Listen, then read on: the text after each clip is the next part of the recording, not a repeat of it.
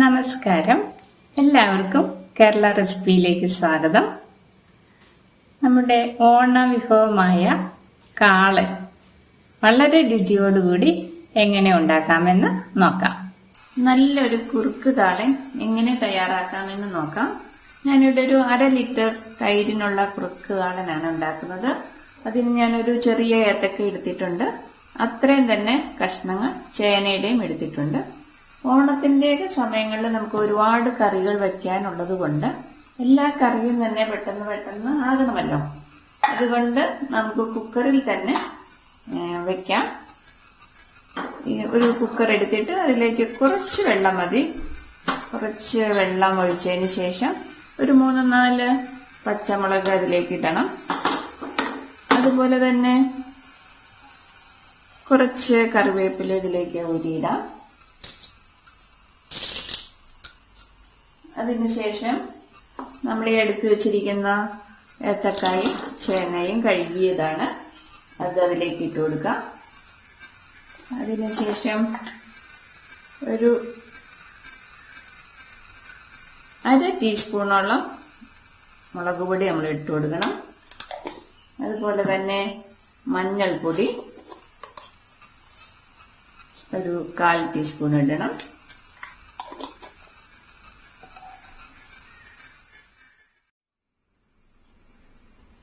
അതിലേക്ക് ഒരു 1/2 ടീസ്പൂണോളം കുരുമുളക് പൊടി ഇടണം. പിന്നെ ഇതിലേക്ക് ആവശ്യമായ ഉപ്പും കൂടെ ഇട്ട് ഈ കുക്കർ അടച്ചു വെച്ചിട്ട് ഒരു വിസില് കേൾക്കണം. നല്ല രീതിയിൽ വേകണം. 1 വിസിലോ 2 വിസിലോ, അധികം വെള്ളം ഒഴിക്കേണ്ട, അല്ലാതെ തന്നെ വെന്തോളും. ഒരുപാട് വെള്ളം ഒഴിച്ചാൽ പിന്നെ അത് നമ്മൾ വീണ്ടും വറ്റിക്കാനായിട്ട് നിൽക്കണം. അപ്പം നമ്മുടെ സമയം നമുക്ക് ഒരുപാട് നഷ്ടമാവും. അതുകൊണ്ട് ഇത് വേകാൻ പാകത്തിന് മാത്രം വെള്ളം ഒഴിച്ചാൽ മതി. അതിനുശേഷം വെയിറ്റ് ഇട്ട് നമ്മൾ വേകുന്നവരെ, ഇതിനകത്ത് എനിക്ക് 1 വിസിൽ കേട്ടാൽ മതി. 1 വിസിൽ കേൾപ്പിച്ച് ഞാനിത് വേവിച്ചെടുക്കാം. കുറുക്ക് കാളന് നമുക്കൊരു അരപ്പുണ്ടാക്കണം. ഒരു 1/2 മുറി തേങ്ങ എടുത്തിട്ടുണ്ട്. അതിലേക്ക് 3-4 അല്ലി വെളുത്തുള്ളി എടുത്തിട്ടുണ്ട്. 1 കഷ്ണം ഇഞ്ചി എടുത്തിട്ടുണ്ട്. ഈ ഐസ്ക്രീം സ്പൂണിന് ഒരു 2 ടീസ്പൂൺ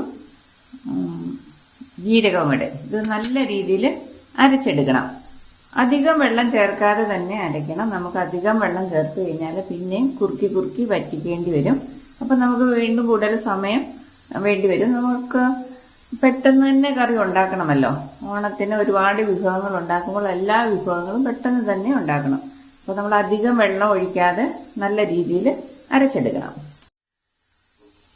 നമ്മുടെ കുക്കർ 1 വിസിൽ അടിച്ചിട്ടുണ്ട്. ഇതിന്റെ പ്രഷർ പോകാനായിട്ട് വെയിറ്റ് ചെയ്യുകയാണ്. നമ്മൾ തേങ്ങ നല്ല രീതിയിൽ വെള്ളം ചേർക്കാതെ ഇതുപോലെ നല്ല രീതിയിൽ പേസ്റ്റ് ആക്കിയിട്ടുണ്ട്. പിന്നീട് തൈര് ഇതുപോലെ ഒരു ബൗളിനകത്താക്കി ഒട്ടും തന്നെ വെള്ളം ചേർക്കാതെ ഒരു 2 തണ്ട് കറിവേപ്പിലയും ഇട്ട് ജസ്റ്റ് ഒന്ന് ഉടച്ചെടുക്കുക. ഒന്ന് കറക്കിയെടുത്താൽ മതി. ഒരുപാട് ബീറ്റ് ചെയ്യരുത്. ഒട്ടും തന്നെ വെള്ളം ചേർക്കരുത്. ഇതിന്റെ പ്രഷറൊക്കെ പോയി നമുക്കിതൊന്ന് തുറന്നു നോക്കാം.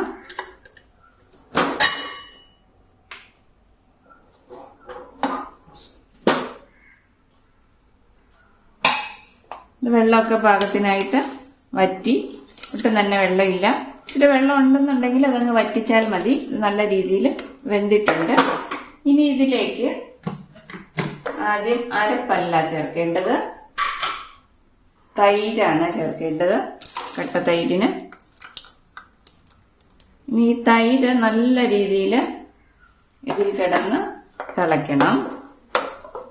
തിളച്ചൊന്ന് വറ്റണം.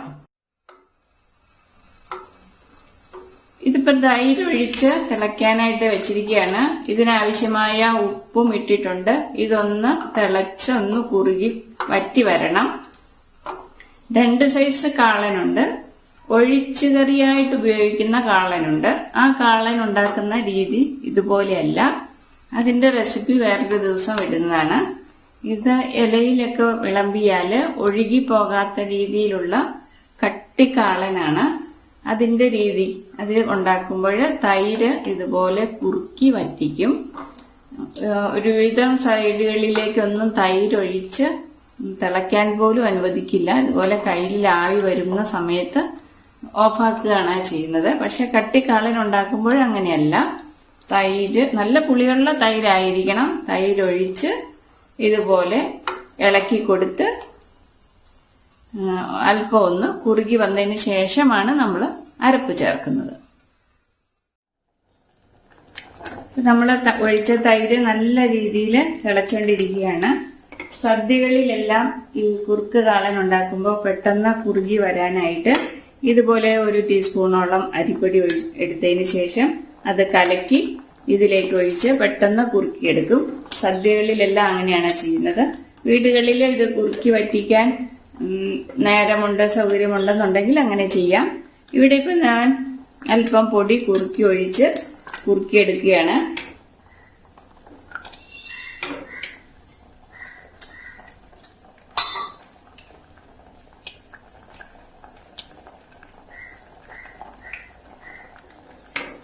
അല്പം വെള്ളം ഒഴിച്ച് ഇത് നല്ല രീതിയിൽ കട്ടയില്ലാതെ കലക്കിയെടുത്തിരിക്കുകയാണ്. ഇത് തിളച്ചുകൊണ്ടിരിക്കുന്ന ഇതിലേക്ക് ഒഴിക്കുമ്പോൾ തന്നെ പെട്ടെന്ന് നല്ല രീതിയിൽ കുറുകി വരും. വലിയ സദ്യകളിലെല്ലാം ഇതുപോലെയാണ് മിക്കയിടങ്ങളിലും വെക്കുന്നത്. പെട്ടെന്ന് ഇത് കട്ടി കാളനായി വരണമല്ലോ. ഇത് നല്ല രീതിയിൽ തിളച്ചതിന് ശേഷമാണ് അരപ്പിടുന്നത്. അരപ്പിട്ടതിന് ശേഷം അധികം തിളയ്ക്കാൻ ഇതുപോലെ അനുവദിക്കില്ല. ഒന്ന് പതഞ്ഞു വരണം ആ രീതിയിൽ, അല്ലെങ്കിൽ കറി ചീത്തയാവും. കഥ ടൈറ്റായി തുടങ്ങിയിരിക്കുകയാണ്. പിന്നെ ഇത് ഇരിക്കുന്തോറും ഒന്നും കൂടി കുറുകി വരും. അപ്പൊ അത് കണ്ടു വേണം നമ്മൾ ഇത് ഓഫാക്കാനായിട്ട്. ഇതിപ്പോ നല്ല രീതിയിൽ തിളയ്ക്കണം. വെള്ളമൊക്കെ ചേർത്തല്ലേ ആ പൊടി ചാലിച്ചെടുത്തത്. ഇത് നല്ല രീതിയിൽ തിളച്ചു. ഇനി നമ്മൾ അരച്ചു വെച്ചിരിക്കുന്ന അരപ്പ് നമ്മൾ ചേർക്കുകയാണ്. ഇതിനകത്ത് അല്പം വെള്ളം ഒഴിച്ച് അരച്ചെടുത്തത് കൊണ്ട് ഒന്ന് ഇതായി വരണം.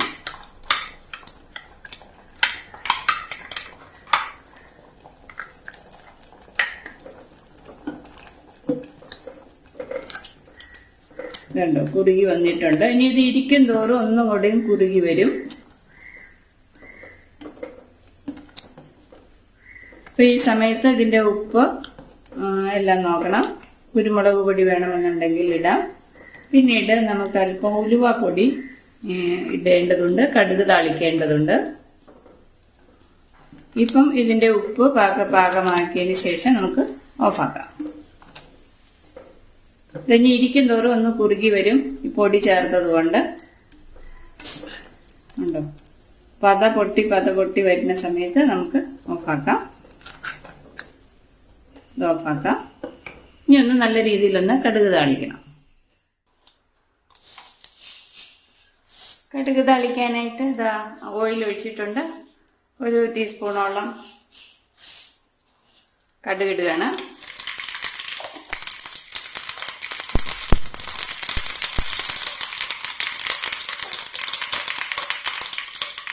ഇതിലേക്ക് കറിവേപ്പില, പച്ചമുളക്,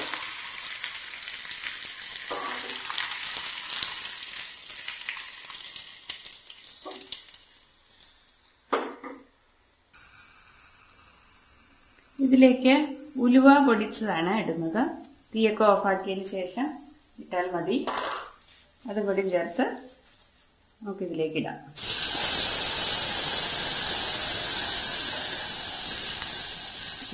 കടുക് താളിച്ച സമയം കൊണ്ട് തന്നെ കുറുകി വന്നു തുടങ്ങി. ഇനി ഇരിക്കുന്തോറും ഇത് കുറുകി വരും. അങ്ങനെ നല്ലൊരു കുറുക്ക് കാളൻ റെഡിയായിട്ടുണ്ട്. അങ്ങനെ കാളൻ ഇവിടെ റെഡിയായിരിക്കുകയാണ്. എല്ലാവരും ഒന്ന് ട്രൈ ചെയ്ത് നോക്കണം. നന്ദി.